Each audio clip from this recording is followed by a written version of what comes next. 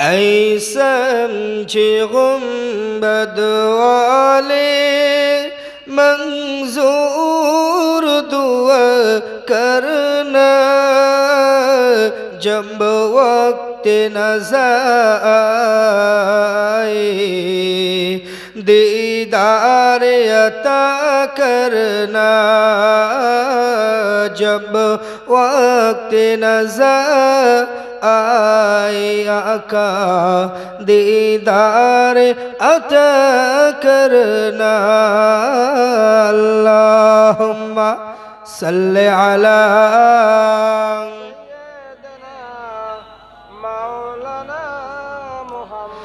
व अला आलि सय्यिदिना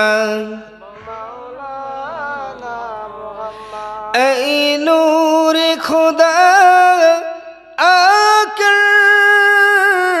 आँखों में समा जाना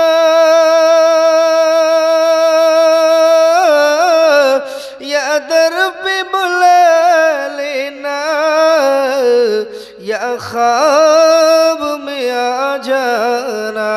जोरे बोलें सुभान अल्लाह, आरो जोरे बोलें सुभान अल्लाह।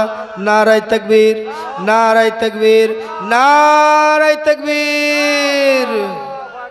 ऐ नूर खुदा आकर आँखों में समा जाना या दर पे बुला लेना या ख्वाब में आ जाना। ऐ पर्दे नशी दिल के पर्दे में रह करना जब वक्त नज़र आए दीदार अता करना अल्लाहुम्मा सल्ले अला मौलाना मुहम्मद व अला आलि सय्यिदना मौलाना मुहम्मद। मैं कब्र अंधेरी में घबराऊंगा जब तन्हा इमदाद मेरी करने आ जाना रसूल अल्लाह। रोशन मेरी तुरबत को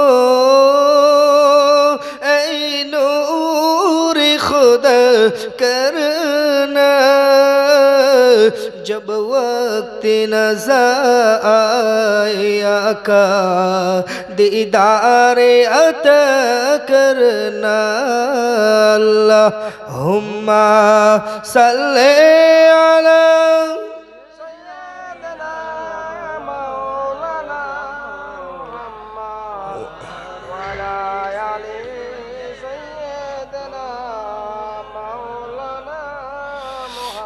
मुजरिम हूँ जहाँ भर का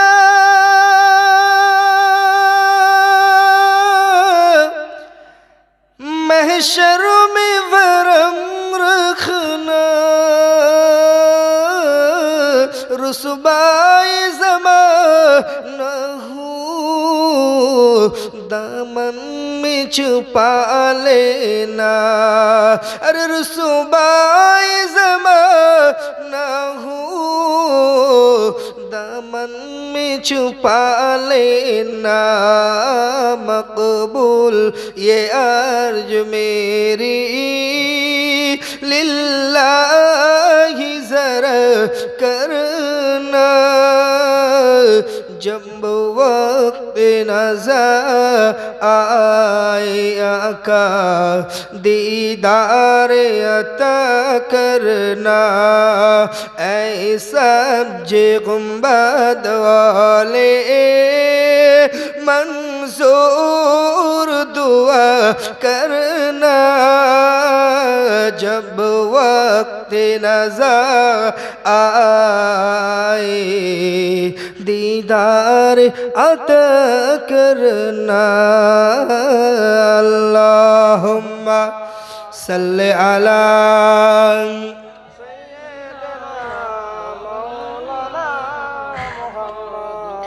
وعلى آل سيدنا مولانا محمد الحمد لله আজকে জলসার নির্বাচিত নির্ধারিত শ্রদ্ধেয় সভাপতি সাহেব তেগার উলামায়ে হযরত উক্ত মসজিদের শ্রদ্ধেয় ইমাম সাহেব এবং সুযোগ্য শ্রদ্ধেয় মুআজ্জিন সাহেব, বিশেষ করে আজকের জলসার প্রধান আকর্ষণ আওলাদে মুজাদ্দিদুজ্জামান নায়েবে রসুল ছোট হুজুর পীর কিবলা রহমাতুল্লাহ আলাইহির সুযোগ্য পৌত্র পীরজাদা জুবায়ের সিদ্দিকী আল কুরাইশি ভাইজান, সম্মুখে উপবিষ্ট দিন দরদ ইসলাম দরদি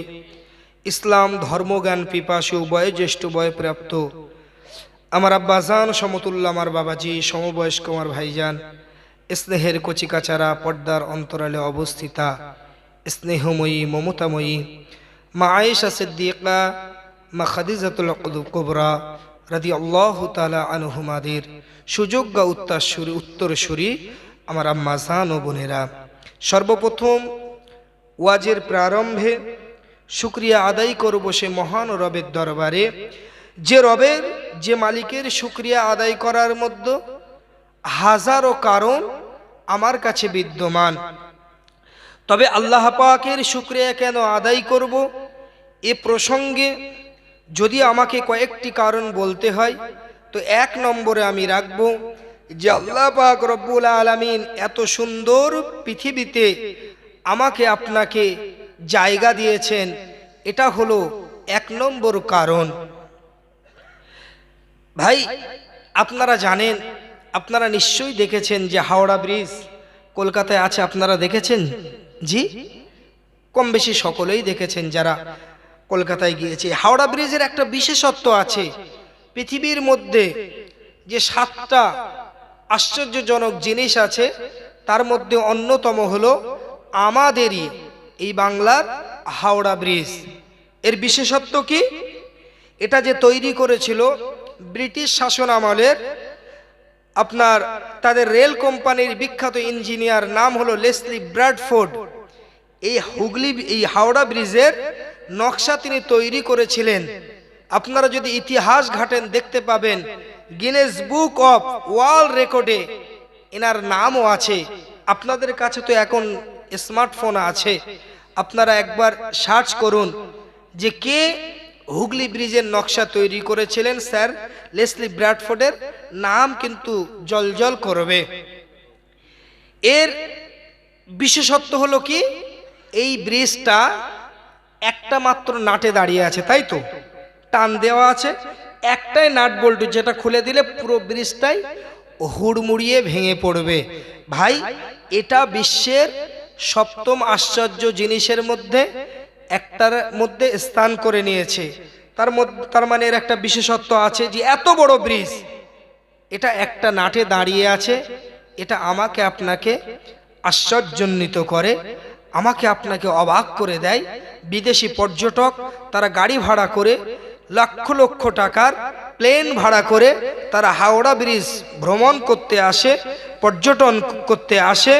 সেই হাওড়া ব্রিজ দেখে আমরা কয়েক ফুটের একটা হাওড়া ব্রিজ দেখে অবাক হয়ে যাই, অথচ আল্লাহ পাক রব্বুল আলামিন তার পবিত্র কোরআনুল কারীমের 29 নম্বর পারা 1ম নম্বর পৃষ্ঠা, সূরার নাম সূরা মুলক, সম্ভবত 4 অথবা 5 নম্বর আয়াতে আল্লাহ বলছেন আল্লাযী খলাকা সাবআ সামাওয়াতিন তিবাকা মা তারা ফি খালকির রহমানি মিন তাফাউত ফারজি'ল বাসরা হাল তারা মিন ফুতুর।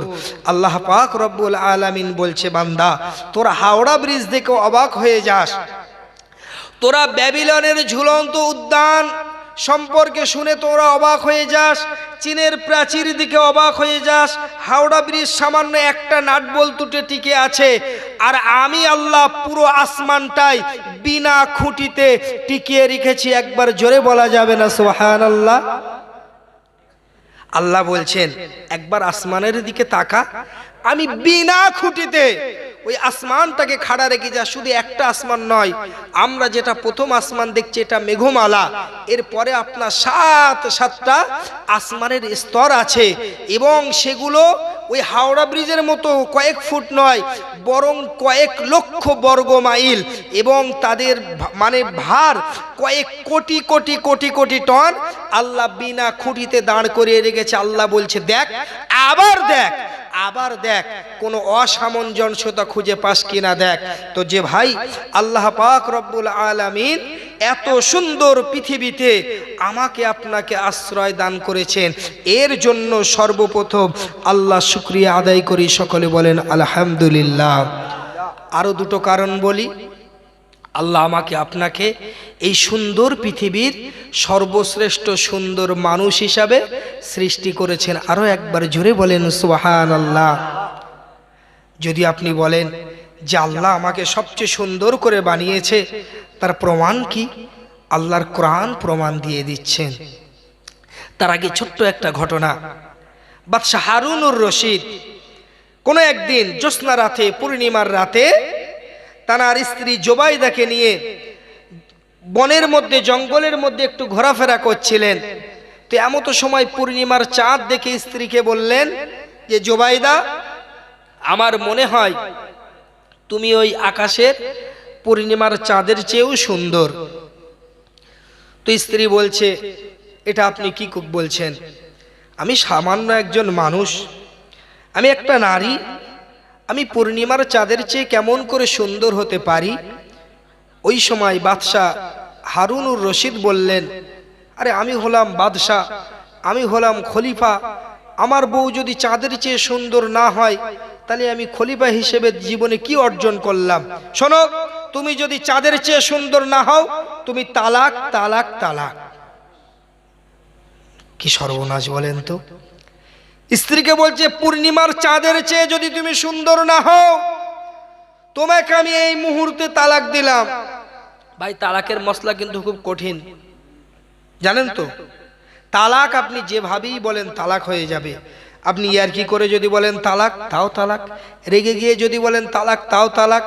হেসে খেলে যদি আপনি নেশাগ্রস্ত অবস্থায় স্ত্রীকে তালাক দেন, তাও তালাক। অনেকে দেখবেন স্ত্রীকে তালাক দিয়ে এসে তারপরে বলে, হুজুর রাগের মাথায় ভুল করে ফেলেছি, তালাক দিয়েছি, কি করা যাবে? আমি বলি তালাক হয়ে গেছে। তো বলছে রাগের মাথায় করে ফেলেছি, একটা সংসার ভেঙে যাবে। কিচ্ছু করার নেই ভাই, তালাক খুব ভেবেচিন্তে দিতে হবে। তালাক বললে কিন্তু যদি ভ্যালিড কারণ থাকে তাহলে কিন্তু তালাক হয়ে যাবে। এ মুসলমান আমার ভাইজানেরা, সোনার চাঁদ মানিকেরা, এ জোয়ান যুবকেরা, এ আমার মাজান বোনেরা, বাদশাহ হারুনুর রশিদ স্ত্রীকে বলে দিলেন, যদি তুমি পূর্ণিমার চাঁদের চেয়ে বেশি সুন্দর না হও, তোমাকে আমি তিনবার তালাক বলে দিলাম।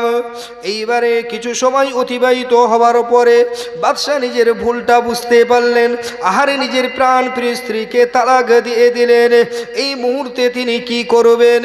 তিনি দিশেহারা হয়ে বললেন, আপনার কিনা রাষ্ট্রের বিভিন্ন আলেম ওলামা মুফতিদেরকে ডাক করতে লেগেছেন।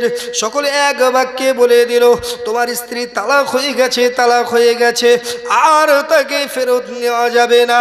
ওদিকে বিবি জোবাইদা অঝর নয়নে কাঁদতে লেগেছে। বাদশাহ হারুনুর রশিদ আহারে মহা চিন্তায় পড়ে গেলেন। এতদিনের সংসার, এতদিনের ভালোবাসার সম্পর্ক, আজ আমার স্ত্রী থেকে আমাকে জুদা বিচ্ছিন্ন হয়ে যেতে হবে, এটা আমি কেমন করে মেনে নিতে পারি? ভাই সাউন্ড ঠিক আছে, আর কিছু করো না, হ্যাঁ সেটিং হয়ে গেছে তো।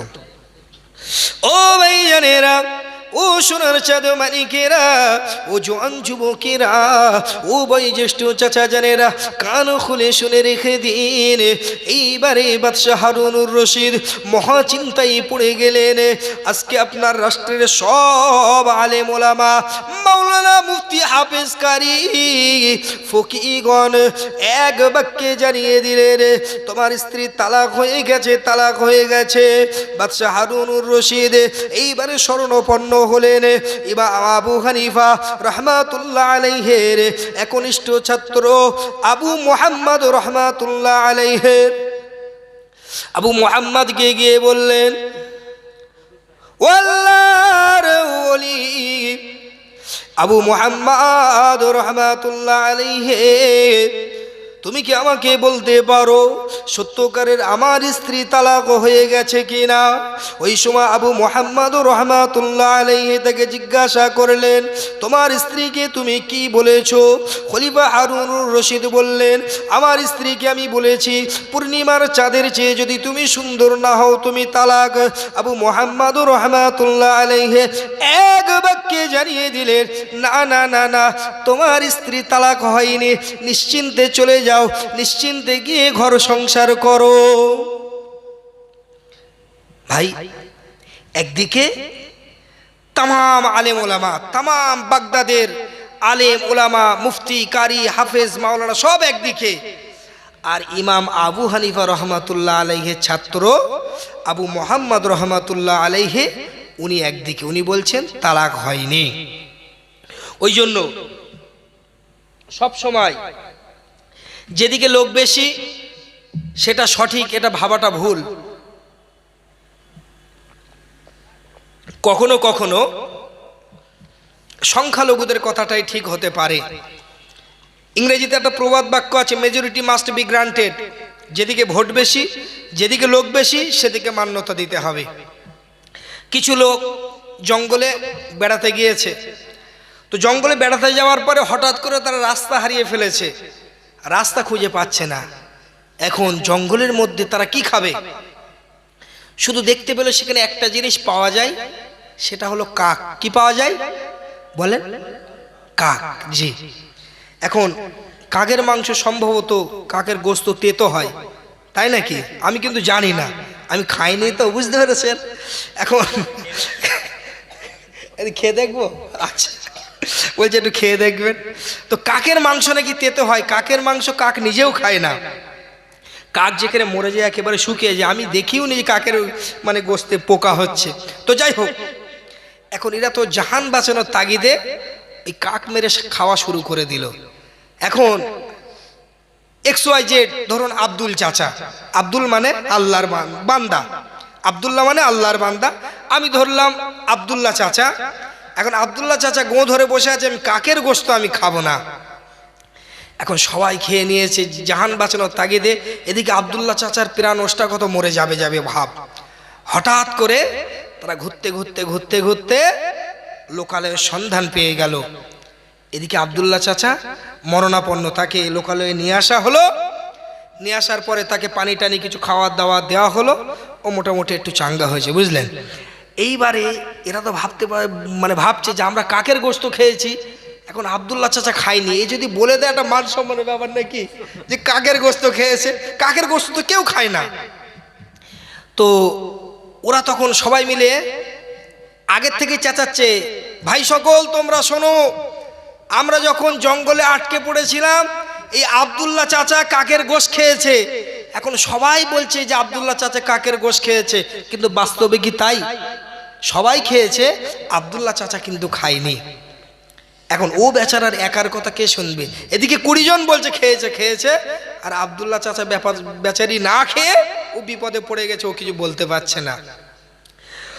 তো বাগদাদের তামাম আলেম একদিকে, আর ইমাম আবু হানিফা রহমাতুল্লাহ আলাইহির ছাত্র আবু মুহাম্মদ রহমাতুল্লাহ আলাইহি তিনি একদিকে। তিনি বলছেন যে তোমার স্ত্রী তালাক হয়নি। মুসলমান আমার ভাইয়েরা, সোনার চাঁদ মানিকেরা, ও আমার আম্মাজান বোনেরা, ওই সময় আবু মুহাম্মদ রহমাতুল্লাহ আলাইহি খলিফা হারুনুর রশিদকে বললেন, ও খলিফা, যাও যাও চলে যাও, তামাম আলিম উলামা, তামাম মুফতি সাহেবদেরকে ডাকো, আমি আবু মুহাম্মদ রহমাতুল্লাহ আলাইহি আমি প্রমাণ করে দেব অবশ্যই অবশ্যই করে তোমার বউ তালাক হয়ে যায়নি। এইবারে বাগদাদের তামাম আলেম ওলামা, মুফতি মাওলানা হাফেজ কারি সকলে একত্রিত হয়ে গেল আবু মুহাম্মদ রহমাতুল্লাহ আলাইহি। ওই সময় তাদের সম্মুখে উপস্থিত হয়ে গেলেন। তারা বলতে লাগলেন, ও আবু মুহাম্মদ, তুমি কেমন করে বলতে পারো যে খলিফা হারুনুর রশিদের স্ত্রী তালাক হয়ে যায়নি? ওই সময় আবু মুহাম্মদ রহমাতুল্লাহ আলাইহি তাদেরকে উদ্দেশ্য করে বলেছিলেন, ও বাগদাদের বড় বড় আলেম ওলামারা, তোমরা আমাকে বলো বলো, তোমরা কি পবিত্র কোরআনুল কারীমের 30 নম্বর পর 18 নম্বর পৃষ্ঠা, সূরার নাম সূরা 3, 5 নম্বর আয়াতখানা কি তোমরা পড়োনি? যেখানে আল্লাহ পাক স্বয়ং ঘোষণা দিয়েছেন, লাকাদ খলাকনাল ইনসানা ফি আহসানি তাকবীম। আল্লাহ তো ওখানে ঘোষণা দিয়েছেন, নিশ্চয়ই আমি আল্লাহ তামাম বিশ্বের মধ্যে সব থেকে বেশি সুন্দর করে পাঠিয়েছি আমার মহব্বতের বান্দা বান্দি। আমি আমার মনুষ্য জাতিকে পৃথিবীর মধ্যে সবচেয়ে বেশি সৌন্দর্য দান করে দুনিয়ার জমিনে পাঠিয়েছি। বলুন সুবহানাল্লাহ, আরো জোরে বলেন সুবহানাল্লাহ। এ বাগদাদের আলেম ওলামা, এবারে তোমরা বলো বলো, খলিফা হারুনুর রশিদের স্ত্রী উনি কি মানুষের মধ্যে পড়েন না? সকলে এক বাক্যে বললেন হ্যাঁ।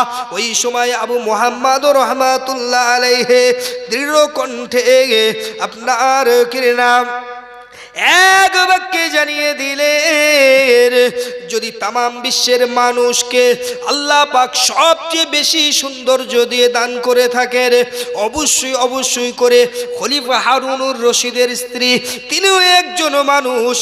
আল্লাহ তো কোরআনে বলেননি আমি সবচেয়ে সুন্দর করেছি পূর্ণিমার চাঁদকে, বরং আল্লাহ বলেছেন আমি সবচেয়ে সুন্দর করেছি মনুষ্য জাতিকে। তাই খলিফা হারুনুর রশিদ যদি তার স্ত্রীকে বলে থাকে পূর্ণিমার চাঁদের চেয়ে সুন্দর, তিনি এক বিন্দু মিথ্যা বলেননি। শুধু খলিফা হারুনুর রশিদের স্ত্রী নন, বলকে তামাম বিশ্বের মানুষকে আল্লাহ পাক মহব্বত করে, ভালোবেসে মহব্বত করে সবচেয়ে সুন্দর করে পাঠিয়েছে। একবার জোরে বলুন সুবহানাল্লাহ। তাহলে নাম্বার 1 আল্লাহ পাকের শুকরিয়া আদায় করলাম কেন? এত সুন্দর পৃথিবীতে, এত সুনিপুণ ভাবে যে পৃথিবী তৈরি করেছেন, সেই পৃথিবীতে আমাদের থাকতে দিয়েছেন। শুধু থাকতে দেননি, বরং আমাকে আপনাকে সবচেয়ে সৌন্দর্যের অধিকারী করেছেন। এই জন্য আল্লাহর কাছে আরো একবার শুকরিয়া আদায় করুন। সকলে বলেন আলহামদুলিল্লাহ। বলেছিলাম হাজারো কারণের মধ্যে 3টে মেন কারণ আপনাদের সম্মুখে তুলে ধরবো বলেছিলাম। 3 নম্বর কারণ যে আল্লাহ এই সুন্দর পৃথিবীতে থাকতে দিলেন, সুন্দর করে সৃষ্টি করলেন, আবার বলছে বান্দা তোরা গুনাহ করবি আর তওবা করবি, আমি আল্লাহ তোদের তওবা বিনিময়ে তোদের গুনাহটাকে আমি আল্লাহ নেকিতে রূপান্তরিত করে দেব। একবার জোরে বলুন সুবহানাল্লাহ। কারণ আল্লাহ পাক রব্বুল আলামিন পবিত্র কোরআনুল কারীমের মধ্যে আপনার 2য় পারায় 14 নম্বর পৃষ্ঠা সূরা বাকারার 222 নম্বর আয়াত আল্লাহ বলেন, ইন্নাল্লাহা ইউহিব্বুত তাওয়াবিনা ওয়া ইউহিব্বুল মুতাতাহহিরিন। নিশ্চয়ই আমি আল্লাহ পাক রব্বুল আলামিন তওবাকারীদের, পবিত্রতা অর্জনকারীদেরকে বড় ভালোবাসি। একবার জোরে বলুন সুবহানাল্লাহ। সম্মানিত হাজিরিন, আল্লাহ পাক রব্বুল আলামিন বান্দাকে কেমন ভালোবাসেন?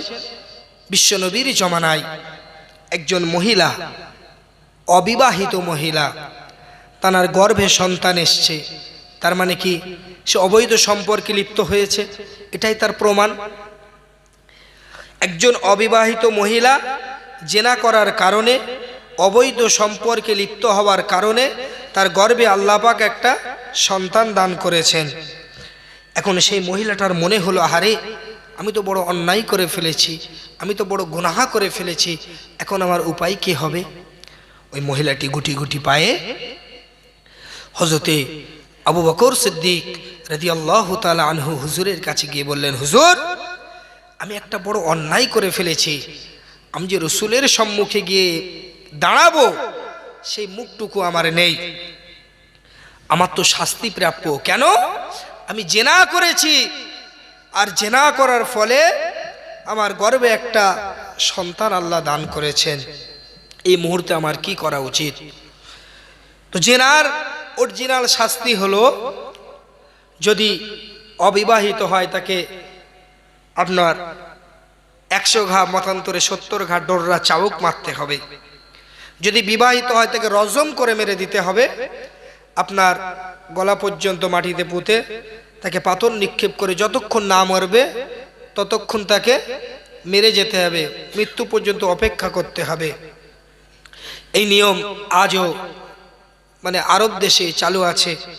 আজকে আমাদের এখানে তো সব কিছুই তো সেটেলমেন্ট হয়ে যায়, কোনো অসুবিধে নেই, মানে আইনের ফাঁকফোকর খুঁজে নিয়মের ফাঁকফোকর দিয়ে আমরা বেরিয়ে যাই।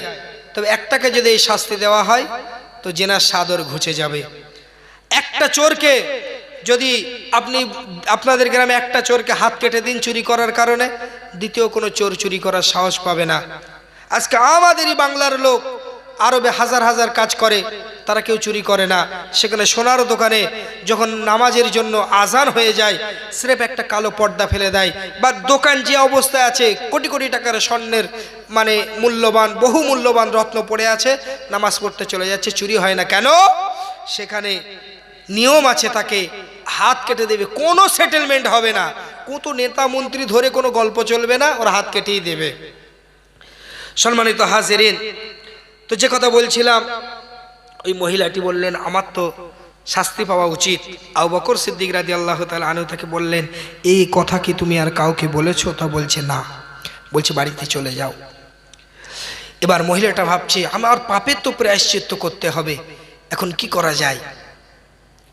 এবার সে গুটি গুটি পায়ে উমরে ফারুক রাদিয়াল্লাহু তাআলা আনহুর কাছে চলে গেলেন। যাওয়ার পরে উমরে ফারুককে বলছে, ওমর, আমি একটা বড় অন্যায় করে ফেলেছি।